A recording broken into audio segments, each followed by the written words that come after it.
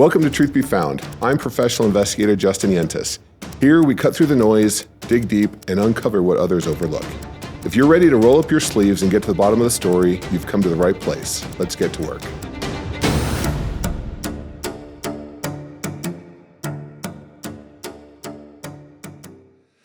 All right, welcome back to Truth Be Found. I'm your host, Justin Yentes. And today's episode isn't just a story, it's a warning.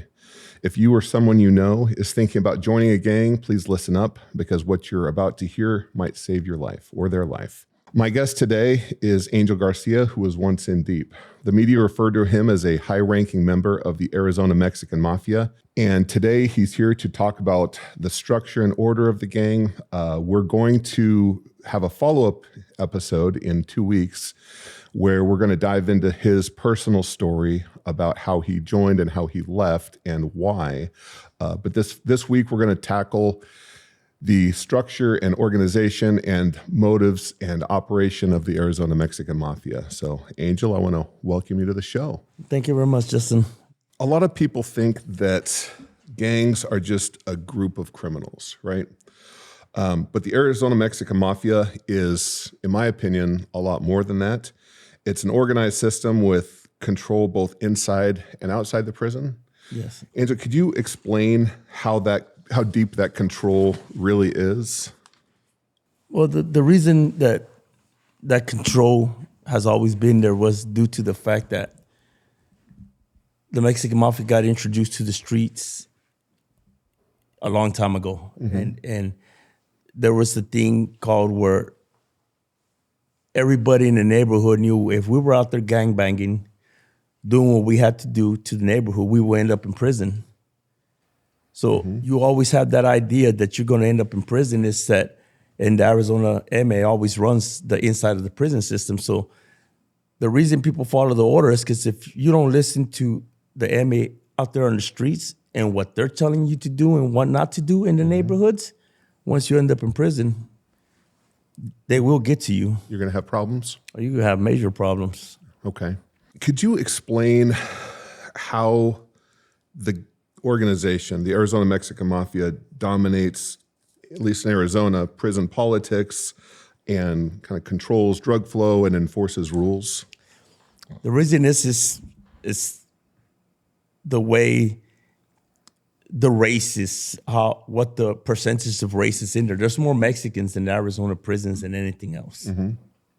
So that's why we control so much. Now, when you say Mexicans, are you talking about Chicanos or Paisas? You see, there's a difference. I get it. There's a difference with the Paisas, the Mexicans, the Chicanos.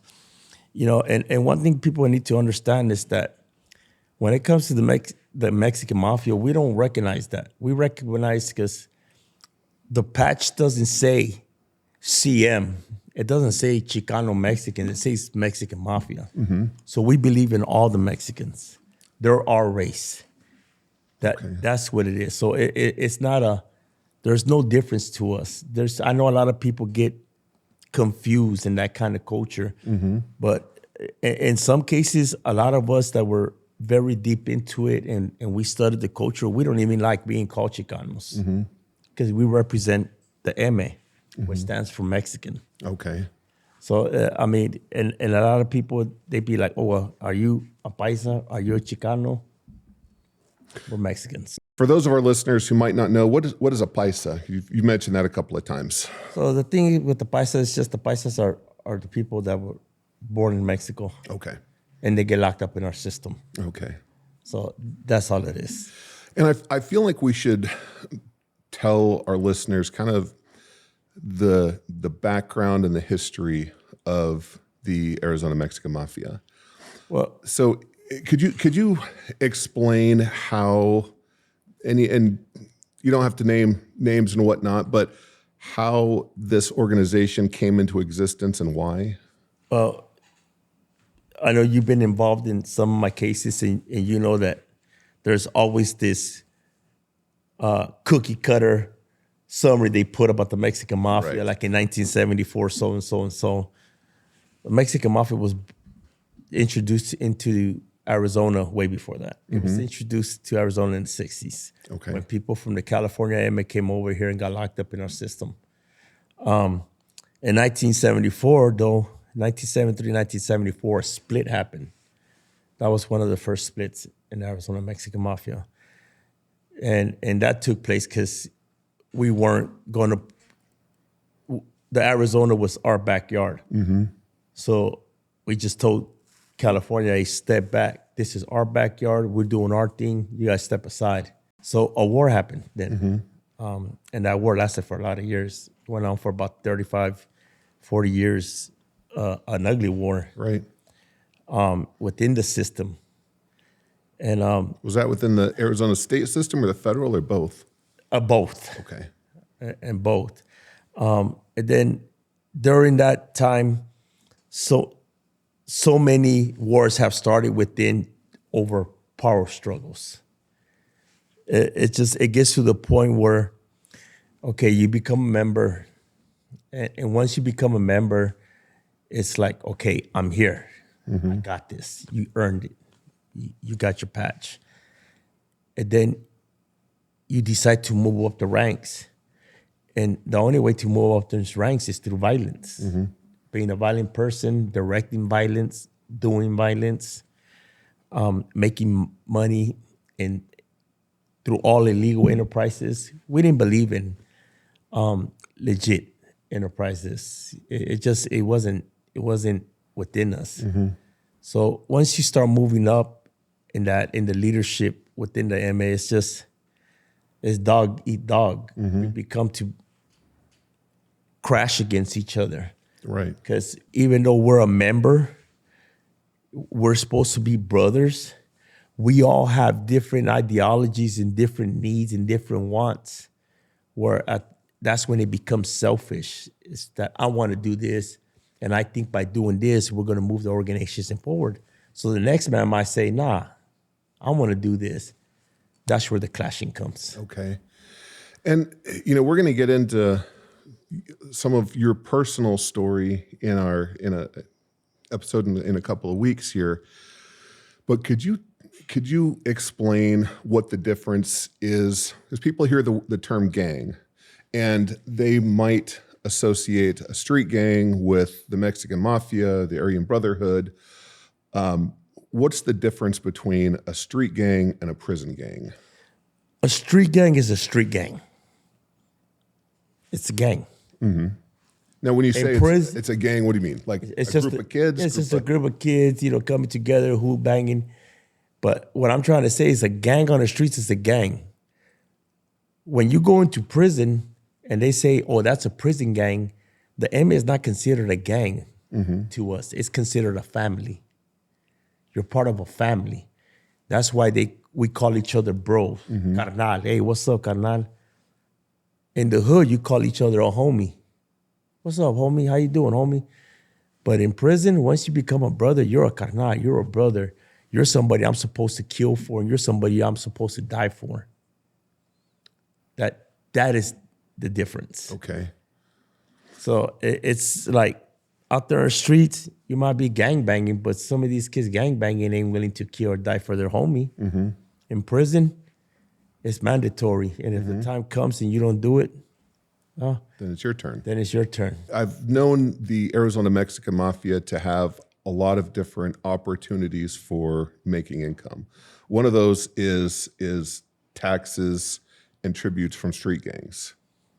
And the reason that's like I said, these people who are selling dope on the streets or have any kind of illegal enterprise on the streets and they're in those neighborhoods, the reason it's so easy for us to tax them is because it's either one of them's going to come to prison, one of the family members is going to come to prison, or somebody they know and care about is going to come to prison. So at the end of the day, they have no choice but to pay the taxes. Now, that's another, I feel like it's somewhat of a jargon term, taxing. Can you explain what that means to someone that's never been around this? Taxing is, we go out and we pull up to you, we ask for a percentage of the legal income that they're gaining. We ask for a percentage of it. Okay. How we find out that percentage? We just watch them. We know what coming in, what's going out. We study these people. We know what's around them. Now, are you taxing just people that are involved in criminal activity or legitimate businesses as well? Illegal activities only. That's Illegal activities only. That's it. Okay. Now, how is it that the Mexican Mafia is able to turn, a community into like a territory that you have some control over? Well, the way we do that is everybody within the MA, we're all from neighborhoods. Mm-hmm. We're all from street gangs. Well, that's where we learn how to become MA members anyways. Like when we were young, growing up gangbanging, we look up to these guys as gods. Like, oh yeah, that's where I want to be one day. Mm-hmm. So the reason is that everybody that gets out of prison and we're from these neighborhoods, we go and steal the presence of the MA into these neighborhoods by being out there and talking to these youngsters, schooling them, not in the right way. We're not sitting out there educating them we're straight teaching them criminology 101. Criminology 101? 101. So what is it that you're teaching them how to do? We're teaching them how to be.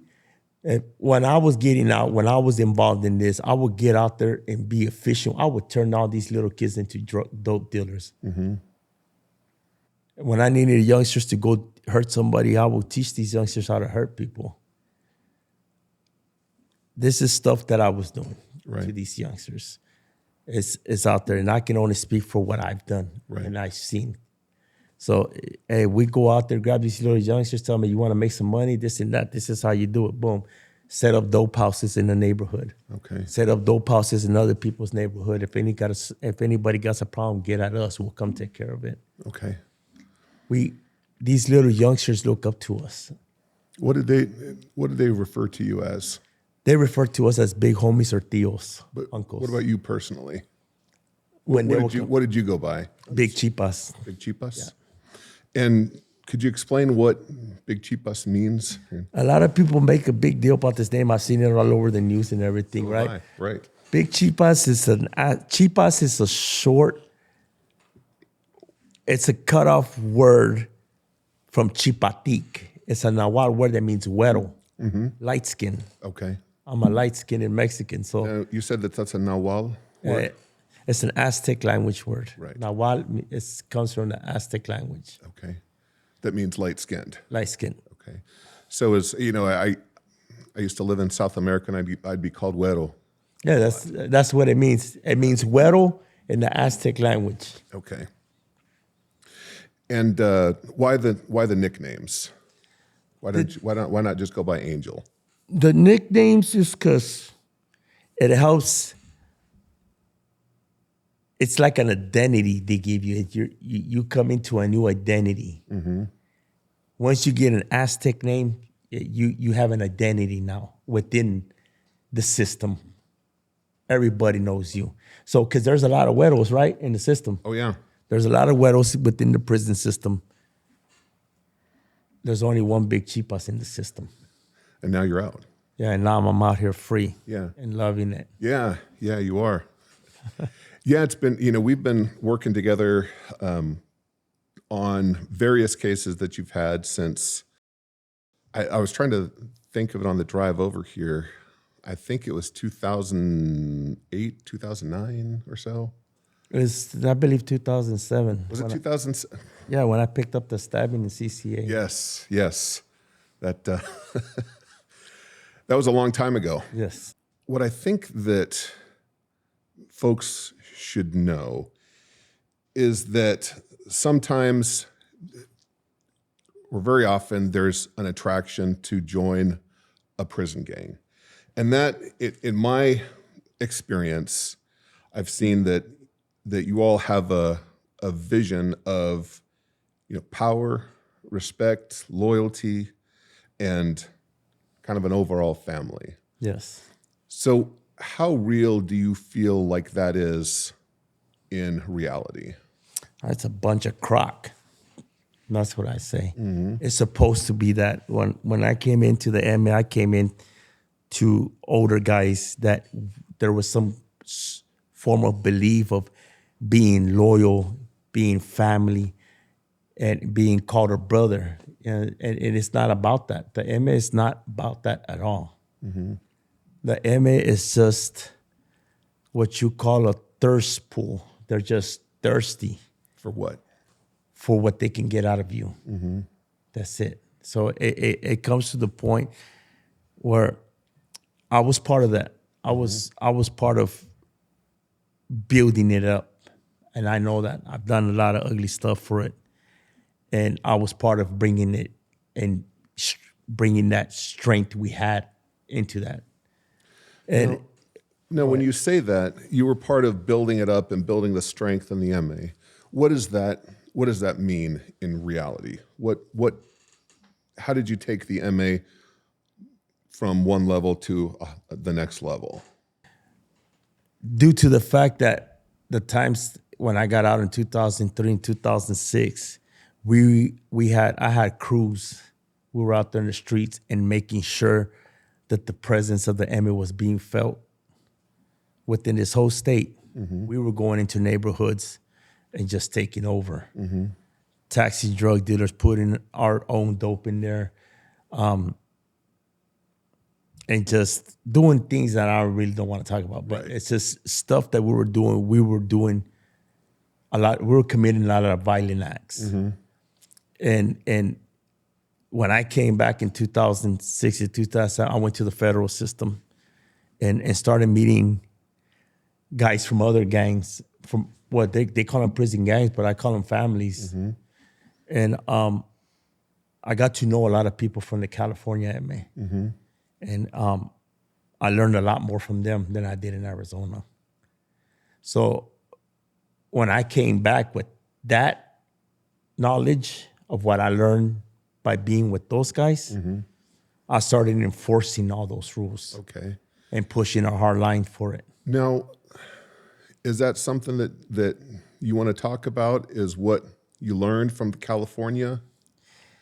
It's the things that I learned from them is the strength, how to build strength and how to bring unity together, which Arizona was losing, how to be united, have a united front, and doing it in a way that would bring more people to us. Mm-hmm. So what I learned is how to basically get people to come to us, mm-hmm. make the picture look a lot more prettier for people to come to us. To want to join? To want to join. Okay. Basically, being predators. Mm-hmm. Once you become a gang member like that, you become part of something like that, you have to learn how to be a predator. You have to learn how to bring people in. You have to learn how to expand. You have to learn how to go out there and spread the word. And I'm not talking about Christianity. I'm talking about spread the word of the gang. Hey, this is who we are. This is what we're about. And this is what we're willing to do if you're not willing to do it. Mm-hmm. If you don't listen, this is what we will do to you. So there's a lot more things I learned from them, but I don't want to talk about that. Right. So from the inside, did you feel like you and the other carnadas, the other members, they were all equally profiting and benefiting from their association? Oh, no. You do not get that. You have to be, you can be a carnal, you can be down here. The people up here on top are the ones gaining everything. Mm-hmm. And this is one of the things that I did learn over the years. It's like, we're down here doing all this dirt. These dudes are earning everything. I said, no, that's not fair. Mm-hmm. And it's not. So during that time, it's when I started pushing where, hey, all the money, all the income coming off these yards, coming off the streets, everybody needs to eat. If they're brothers, we need to spread that money amongst everybody. And it did happen. It happened for a while. So it's something that's probably one of the only good things that I did was making sure everybody ate, Making sure everyone was taken care of. making sure everyone was taken care of. Because I would imagine, and granted, I've been in a lot of prisons and jails, but never as a resident, except for the time that I got locked in your cell. You were there for a while. Yeah, I was. Yeah, the phrase "close the door behind you" doesn't apply in prison. No, it We doesn't. learned. So that was a couple hours that I'll never get back. Not that I should complain, because you just got out after doing how many years? 19 years. 19 years in this last stretch. Yes. You know, I've been working these Mexican Mafia cases for 17, 18 years. And I've seen a lot of very active members, like, you at that time, back in the day. And I've seen, a lot of people that have gotten out, gotten on the streets, then come back in. If the Mexican Mafia is so powerful, why do so many members end up, going back to prison or being killed or end up broke at the end of the day? A lot of members that get out, first of all, is and come right back because they don't got those resources. Mm-hmm. They don't got resources out there in the street. They don't got none of that. Some of them are dope fiends.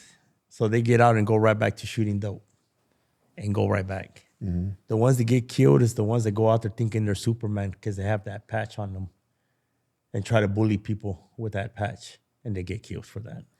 And for those that don't understand, what is a patch? It's a tattoo. It's a tattoo that you wear that signifies who you are and what you're about. It's a tattoo that with the 2 M's in it. Mm-hmm. So they know that you're a patched up member. So it's in order to get that patch, it's hard. Right. It's hard at times. And right. you have to do a lot. But it seems like over the years, it's been watered down a little bit. Mm-hmm. But a lot of people I've seen, because I've interviewed a lot of prison gang members, a lot of street gang members. A lot of them don't, they have tried to either keep their ink clean, not put a lot on themselves that's visible, or if it is, it's very small. Now, you've got a pretty sizable tattoo. Why was it that you felt you wanted to go that big? I went to the feds. So in the feds, you travel across the country to different penitentiaries, and I wanted everybody to know exactly who I was. Mm-hmm. And it was just the matter of just honor, just to walk out on those yards outnumbered with that, letting people know, hey, this is who I am. This is what I'm about. Mm-hmm. And doing it with honor, with my head held high. That's what it was about. Okay. Because it's something that opened the doors for a lot of my people in the feds. Because before I went over there to the feds, my people weren't allowed on the feds. I had to go over there and open the door for us. What does that mean? You open the door. It means, like, when I say open the door, it's like before I went to the feds, no Arizona Mexican Mafia member could walk a yard in the feds. Because that rivalry or that war, there was still a lot of tension there. Yes. That was between California and Arizona. Mm-hmm. So the feds is majority California. It's one of the biggest gangs in the feds, the California. So when I went over there and they seen that I went out there to the yard, went out there by myself, they seen who I was and what I was about. It's just, I earned their respect doing that. And that's why I say I opened a lot of yards, opened everything up for us in the feds. Okay. So was the acceptance of the Arizona Mexican Mafia opened up because you built that bridge with California? Yes. And with the federal system? Okay. And as far as the not necessarily structure, but the organizations go between Arizona and California, are they pretty similar, just on a larger scale. Yes. So we always hear the term, blood in, blood out. How real is the blood out issue in gangs, or in prison gangs, specifically the Arizona Mexican Mafia? And why do people have such a fear of leaving? Well, it's just the blood in, blood out was quite realistic when I came into it in the 90s, in the mid 90s. It was very serious. The blood out is serious too, because once you decide to walk away, you just gave your life up. You forfeited your life. And a lot of people fear that walking away, they fear it because they believe they're going to get killed, because they go right back into the same neighborhoods.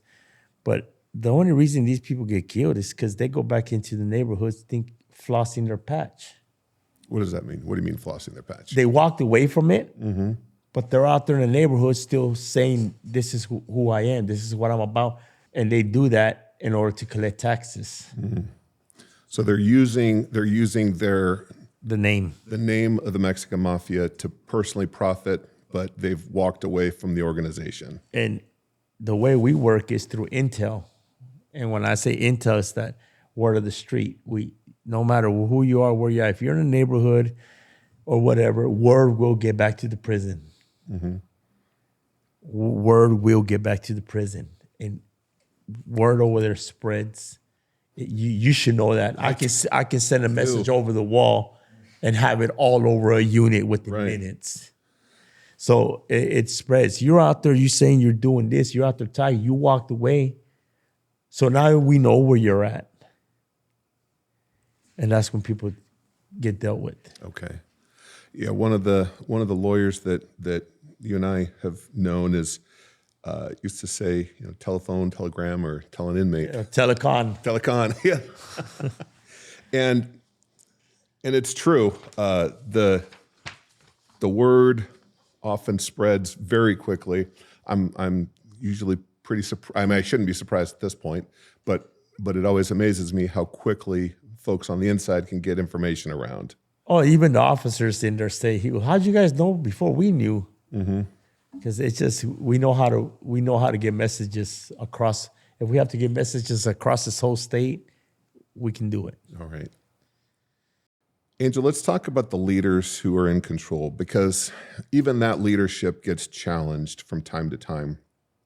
I know it was a couple of years ago, I came across some documents with you on a hit list, and it was an old one, but I came and talked to you about it.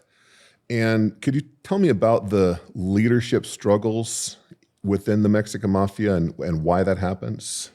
That was during a split. There was a split. There's been a couple of splits now. But it's just when there's a split like that, of course, people decide to put your name on a hit list.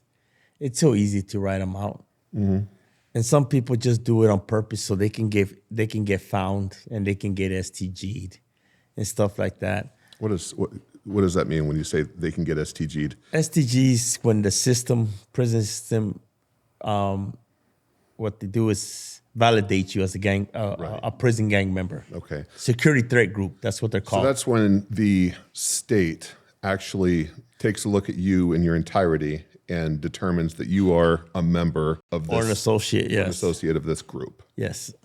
And that then gives you additional restrictions? Oh, yeah, they lock you down. You go to Supermax.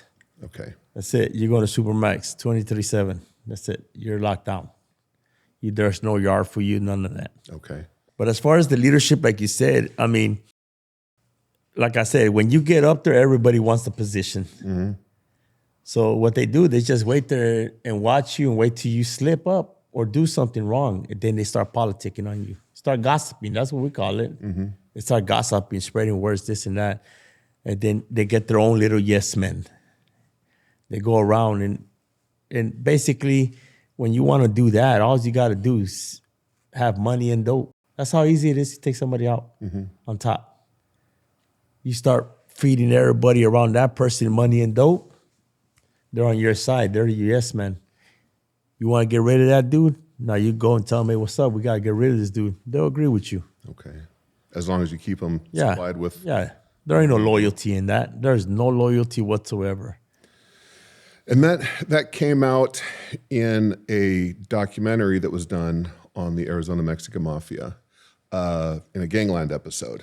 I've never seen it. Oh, you've never seen it? I heard it. I'm in one of those. I've never seen it. Yeah, you do make a quick cameo, although your eyes are blacked out. Yeah, I've never seen them. It's in a picture that you were in. I think you were in a blue shirt. I've worn a lot of blue shirts in my life. Well, I mean, this picture I've seen several times, so maybe it popped up in Discovery at one point. Do you feel like, you mentioned that someone that wants to make a run for leadership can recruit others around them with drugs and dope. So do you feel like these people that are then moved aside, a leader that gets removed, have they been determined to be no longer useful? Is that why the group gets rid of them and brings in someone new? No, if this guy's even useful, they still get rid of him because that guy just didn't want him there. Mm-hmm. Plain and simple. If you have enemies, if you have people who envy you, if you have people that have animosity towards you and anything, they'll find a way. They'll just feed everybody around you, then take you out. That's how easy it is. Mm-hmm. I'm telling you, there is no loyalty whatsoever in the so-called MA. None. It's supposed to be a brotherhood. It's not a brotherhood. It's hypocritical to call it a brotherhood because it's not. A brotherhood means family. You're my brother. I'm loyal to you. You're loyal to me. There is no such thing in the MA of that. Mm-hmm. You're my brother until you're no longer, how can I say it? You're no longer of any kind of value to me. That's as far as my loyalty goes to you. Once I'm done getting what I need out of you, you're no longer my brother. You're a piece of shit. You can go. So how long did it take you to realize that the loyalty that you were showing to others wasn't going to be shown to you? Oof. It took me a long time. I think I realized that in 2013. Mm-hmm. I got hit with the big case here in Phoenix, in Pinal County to be exact. I got hit with the big case. I got hit with 172 felonies. Yeah. It's quite a lengthy indictment. They arrested my family, my mom, my brother, my sister, my kid's mother, my wife. They arrested everybody and anybody that I knew in order to try to get to me, to break me. And when I sat there and asked for help, like, hey, man, I need this, I need that. They locked up my family. There was no help given. And these are supposed to be my brothers, people that I gave my life for, people that I sacrificed for, people that I looked out for. Nobody stepped up. Mm-hmm. Not one person stepped up. Mm-hmm. Oh, you'll be all right, bro. I'm sorry to hear about what happened. What is that? Lip service? That's it. That's what we call it, lip service. So once I started seeing that,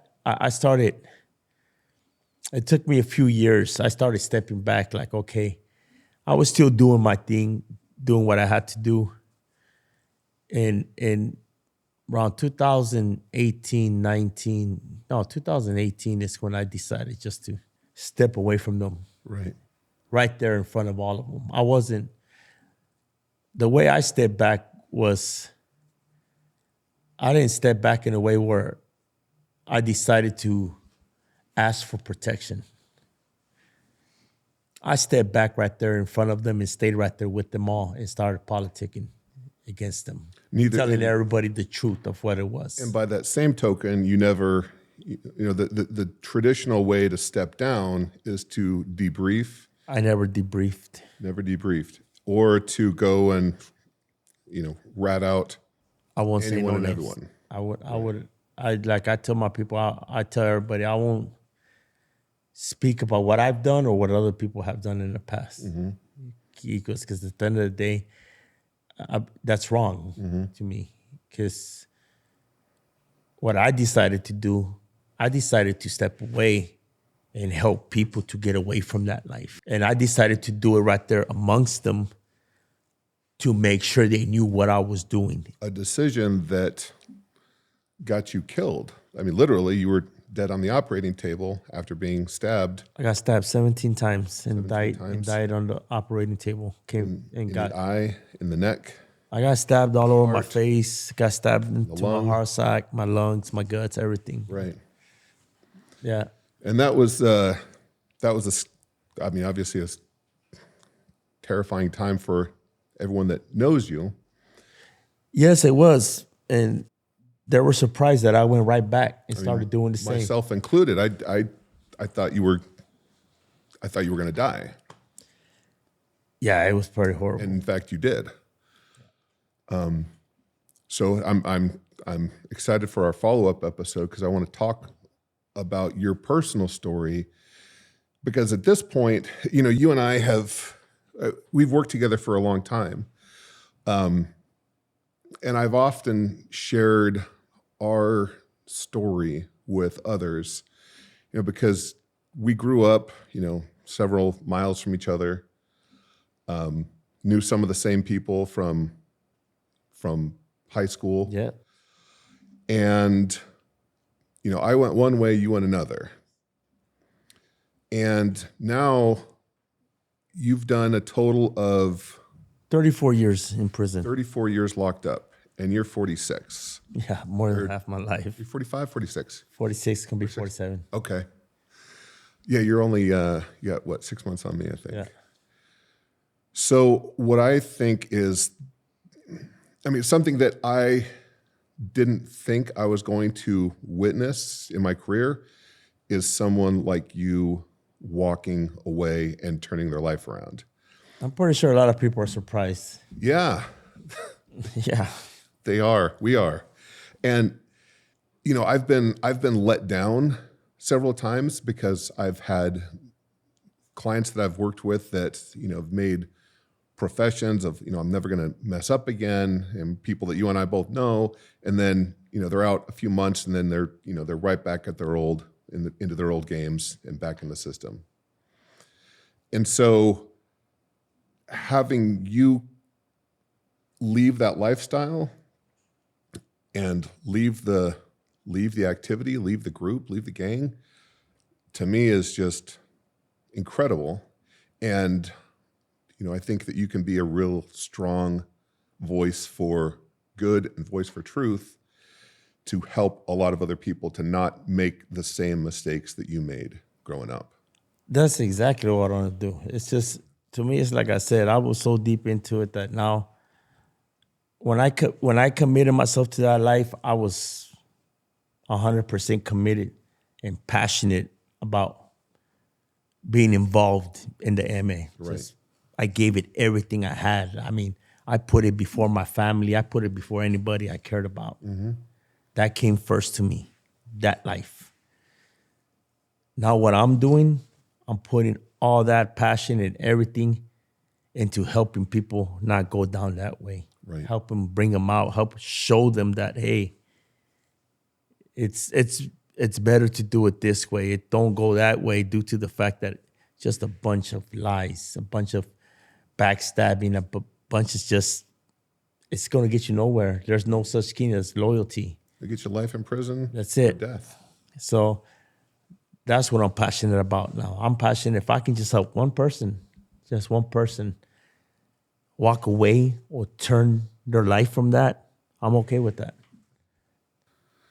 Well, I appreciate it, and I appreciate you coming on today and sharing with us what the Arizona Mexican Mafia is like from an insider's perspective.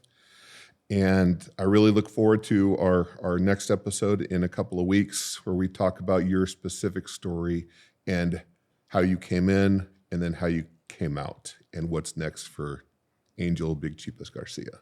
All right. So, Okay. thank you so much, All right. Angel. Thank you, Justin. Thank you for tuning in to Truth Be Found. The hunt for answers never stops, and neither do we.